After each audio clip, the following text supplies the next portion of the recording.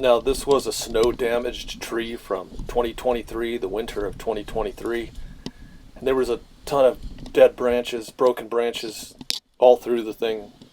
It was really messy. It took me a long time to get set up in this tree. I spent most of my time just getting set up.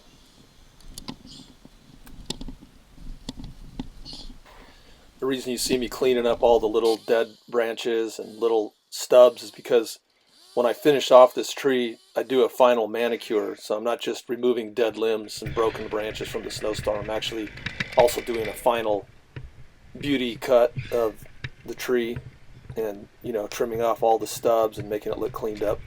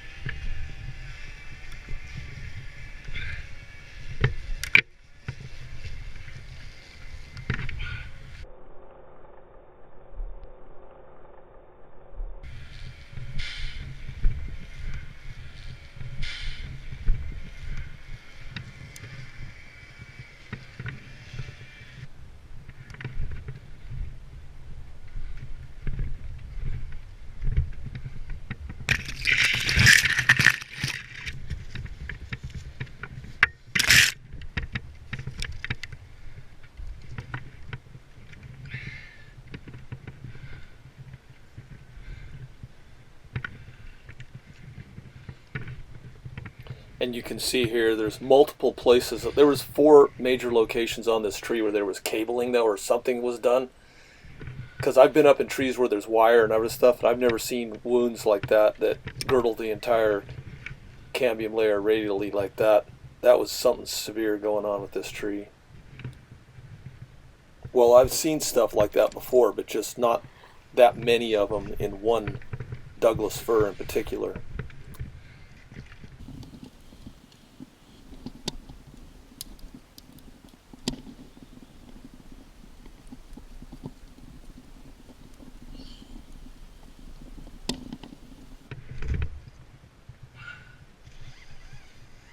Resetting my line higher up in the tree for a better location.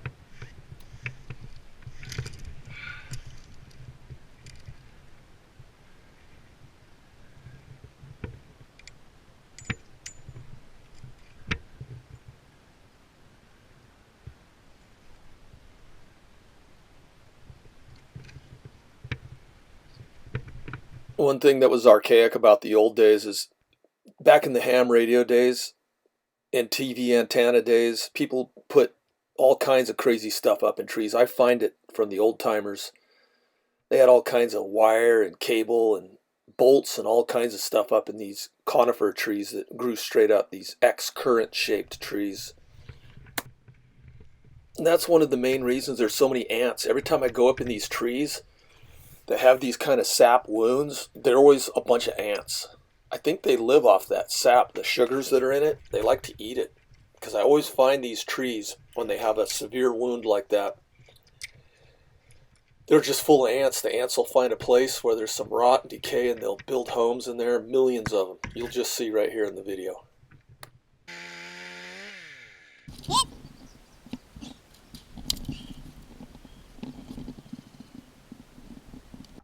Most of my time is actually being spent just getting set up in this tree because it was such a mess. There were so many broken branches and twisted branches. Plus, to start off with, this tree was a double crown top tree, which just makes it so that everything is just really, I got branches, cross branches growing from one top into the other, and it wasn't a clean entry tree with a clean entry and setup. There was a lot involved. And then right here, You got the ant cavity. The decay in the tree right there was a perfect place for ants to occupy by the millions, and you'll see that here pretty quick.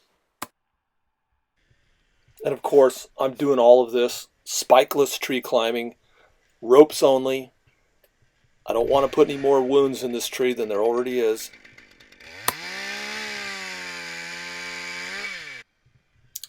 Right here off to the side is a third leader that's growing like it's trying to be another third top. And see, this is what I don't like about trees that are forked or triple forked or quadruple forked, is they always start to develop lateral branches that are just too big. And they always are prone to problems. That the branches get too big because they're all struggling for apical dominance because the top got blown out a long time ago, and that's what made it have a fork in the first place. And it just leads to other problems. These trees always end up having way oversized branches, and then they have chances with one of the main leaders that's part of the fork that are trying to, be the dominant apex branch. One of them tries to, they get too big and then they rip out because they don't have good joint uh, origins where they originate and fork off. So yeah, no, I don't like forked trees because I wouldn't really want any. If I was doing a massive forest thinning program, that would be one of my rules, is get rid of forked trees and triple forked trees. Now there's trees that naturally grow with branches that grow up and fork off laterally, like oaks and stuff, but a conifer tree, trees that are meant to be X-current, like conifers, redwoods, cedars, pines, firs, they should really have one dominant stem going right up the middle, because when they fork off, it's because there was a wound there, and then they just develop lateral branches that are just crazy oversized, and they get messy and they break off and stuff. I mean, out in the woods where no one's around, that's fine, leave them alone, but around your house or in a community, I just wouldn't have them. I've cleaned up so many of these.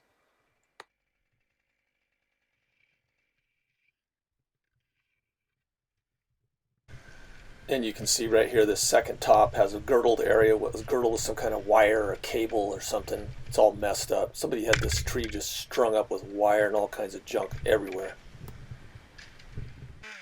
Now, what I was saying earlier about not wanting forked conifer trees and X-current trees, of course, on old heritage trees like ancient redwoods that have, most of those ancient redwoods up in the northwest, they all have some kind of a fork up higher because they're so tall and so ancient that it's sometime the tops got blown out and they have some forking. But I'm not talking about taking all, but I mean in general, we should try to have clean, straight trees, when they're younger and mid-aged. If they're forking off early, they should be removed. That's what I think, because we need more trees. We don't need junky trees, is what I'm saying. We need good trees.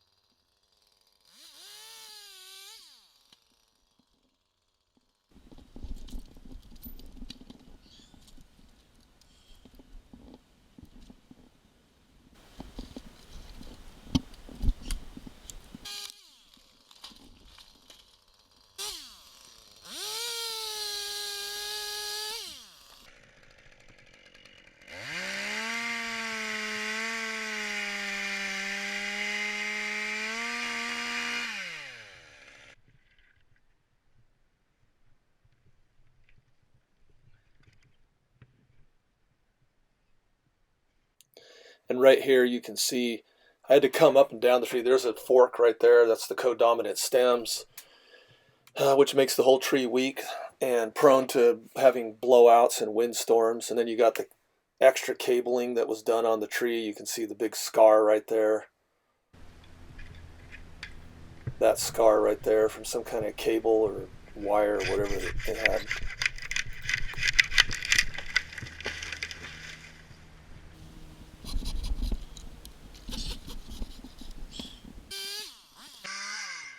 I had to go up and down this tree to get all the tangled, snaggled up limbs that were intertwisted and tied in and crisscrossed everywhere up in this tree.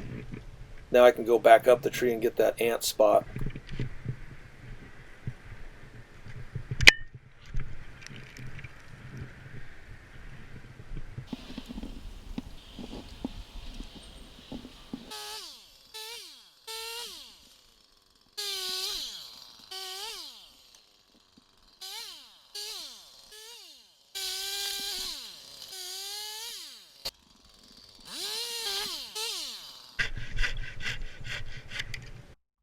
That right there, my friends, is millions of ants. They're tiny black ants, and there's so many of them. They're stacked up on top of each other, like they're coming out like foam. That brown, dirty looking stuff is just millions of ants. They came right out of the core of that thing. They're moving around.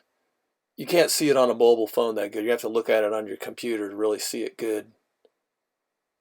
Sorry I didn't get a better shot of that, but I missed the cut. My camera must have been off or something. I don't know. I was trying to save battery power. I think I had it off for a second. I thought I had it on, but at least I got after the cut.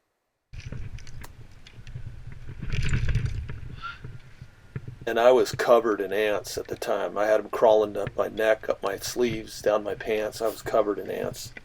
Just tried to keep working. And there goes an apartment complex with about 4 million ants in it. They were tiny ants, but they were just filled in that thing. There was still more in the center core of that tree, too. I don't usually like topping a tree like this, but this is what happens when a tree's just really mess up. I mean, really, this whole tree should be removed personally. That's what I would do, because being a forked top and all the cables that were in it, it seems like this tree is just going to be a problem in the future. But it's not over a house. It's over an old abandoned shed in this kind of abandoned area of the property.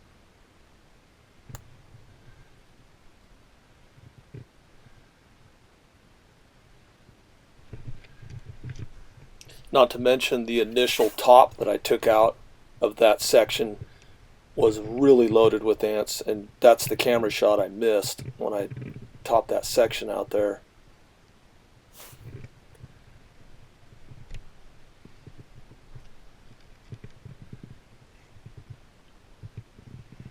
I'm gonna take a chance and go into the battle zone. Ant city, ants everywhere.